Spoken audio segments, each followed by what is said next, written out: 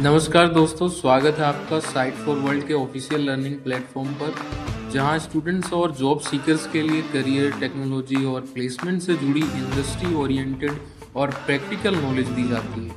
अगर आप अपनी स्किल्स को नेक्स्ट लेवल तक ले जाना चाहते हैं तो आप बिल्कुल सही जगह पर आए हो। चलिए शुरू करते हैं आज का इम्पोर्टेंट सेशन। नमस्ते स्टूडेंट्स। कभी ऐसा हुआ है कि प्रोजेक्ट शेड्यूल बनाया और वो एक ऐसी टू डू लिस्ट बन गई जिसका कोई एंड ही नहीं दिख रहा? हर प्रोजेक्ट मैनेजर की यही कहानी है। प्लान को छोटा यानी शॉर्ट कैसे करें, लेकिन क्या सिर्फ चार्ट को छोटा कर देना ही सोल्यूशन है या इसके पीछे कोई बहुत इंपॉर्टेंट लॉजिक छुपा हुआ है? चलिए आज इसकी तह तक जाते हैं। रेडी हो? फोकस मोड ऑन है ना? तो ये कहानी शुरू होती है डेनिस डेविस से, जो एक कंसल्टेंट हैं। उनकी प्रॉब्लम बिल्कुल वैसी ही है जैसी हम सब फेस करते हैं। उन्होंने जैसे ही टास्क्स को आपस में जोड़ा, प्रोजेक्ट की टाइमलाइन आसमान छूने लगी। ऐसा लग रहा है ना कि ये आपकी ही कहानी है। शायद आपने भी कभी ऐसा फील किया होगा। तो प्रॉब्लम बिल्कुल साफ है, स्केड्यूल लंबा है और उसे छोटा करना है।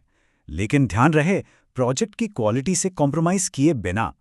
आइए देखते हैं कि इस पजल को सॉल्व कैसे किया जा सकता है। स्क्रीन पे ध्यान है ना? अब डेनिस ने सोचा, चलो एक शॉर्टकट लेते हैं। उन्होंने टास्क डिपेंडेंसीज को डिफॉल्ट फिनिश टू स्टार्ट से बदलकर फिनिश टू फिनिश कर दिया। बस एक छोटा सा चेंज, पर इससे क्या जादू हुआ? Let's find out. चलो इसको आसान भाषा में समझते हैं। फिनिश टू स्टार्ट यानी एफएस का मतलब है एक काम खत्म होगा तभी दूसरा शुरू होगा, बिल्कुल सिंपल। लेकिन फिनिश टू फिनिश यानी एफएफ कहता है कि दोनों काम एक साथ चल सकते हैं, बस उन्हें खत्म एक साथ होना जरूरी है। समझ आया इन दोनों में डिफरेंस? क्लियर है या कंफ्यूज हो? एफएफ से चीजें पैरेलल चलती हैं, इसलिए ये शॉर्टकट इतना टेम्पटिंग लग रहा था। और नतीजा, गैंट चार्ट एकदम से छोटा हो गया, टाइमलाइन जैसे श्रिंक हो गई। लेकिन डेनिस को एक अजीब सी फीलिंग आ रही थी कि क्या यह सच है या सिर्फ आंखों का धोखा, एक इल्यूजन। और उनका डर बिल्कुल सही था। और अब एंट्री होती है एक्सपर्ट्स की, जिन्होंने इस क्विक फिक्स के पीछे का सच बताया। अब ध्यान से सुनना, क्योंकि यही इस पूरी चर्चा का टर्निंग पॉइंट है। पॉल ट्रिवेली का ये कोट मतलब सब कुछ साफ कर देता है। उन्होंने कहा, प्रॉब्लम यह है कि आप डिपेंडेंसीज को प्लानिंग के लिए नहीं, सिर्फ चार्ट को सुंदर दिखाने के लिए यूज कर रहे हैं। और यही सबसे बड़ी गलती है। सिर्फ देख रहे हो या समझ भी रहे हो? इसे एक बिल्कुल सिंपल रियल लाइफ एग्जाम्पल से समझते हैं। सोचो, आप दीवार पर वॉलपेपर तब तक नहीं लगा सकते जब तक दीवार बनी ही ना हो। यह है एक लॉजिकल डिपेंडेंसी। इससे आप चीट नहीं कर सकते, राइट? बिल्कुल नहीं कर सकते। देखो, प्रोजेक्ट मैनेजमेंट में सिर्फ एफएस और एफएफ ही नहीं होते, स्टार्ट टू स्टार्ट और स्टार्ट टू फिनिश भी होते हैं। ये चारों टाइप्स ऑफ डिपेंडेंसीज हैं। इन सबका एक ही मकसद है, काम के रियल वर्ल्ड फ्लो को, उसके असली लॉजिक को आपके शेड्यूल में ऐसे ही रिप्रेजेंट करना। एक और एक्सपर्ट हैं, डैरिल मार्कम। उन्होंने चेतावनी दी कि इस तरह के आर्टिफिशियल बदलाव प्रोजेक्ट के क्रिटिकल पाथ को पूरी तरह से बर्बाद कर देते हैं। अब ये नया टर्म आ गया, क्रिटिकल पाथ। ये क्या चीज़ है? चलो देखते हैं। तो आखिर सही तरीका क्या है? इसके लिए हमें प्रोजेक्ट की बैकबोन को समझना होगा। उसको कहते हैं द क्रिटिकल पाथ्स। चलिए इस कॉन्सेप्ट को डिकोड करते हैं। रेडी हो नेक्स्ट स्टेप के लिए? क्रिटिकल पाथ को प्रोजेक्ट का स्पीड लिमिट समझिए। ये टास्क्स की वो सबसे लंबी चेन है और इस चेन की जो लेंथ है वही प्रोजेक्ट की मिनिमम ड्यूरेशन डिसाइड करती है। इसका मतलब क्या हुआ? अगर इस पाथ पर एक भी टास्क एक दिन लेट हुआ तो समझो पूरा प्रोजेक्ट एक दिन लेट हो गया। इसीलिए ये इतना इंपॉर्टेंट है। इस स्टेप का पर्पस समझ आया? चलो इस नेटवर्क डायग्राम को देखो।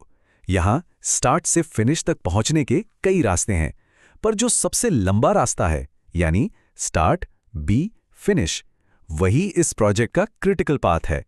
इस रास्ते को पूरा करने में 5 दिन लगेंगे। मतलब प्रोजेक्ट 5 दिन से पहले खत्म हो ही नहीं सकता। और ऐसा ही कुछ प्रोजेक्ट मैनेजमेंट सॉफ्टवेयर में दिखता है। ये जो रेड बार्स आप देख रहे हैं, यही है हमारा क्रिटिकल पाथ। देखा कैसे थियोरी और प्रैक्टिस एक दूसरे से जुड़ गए? सॉफ्टवेयर इसको ऑटोमेटिकली आइडेंटिफाई कर लेता है।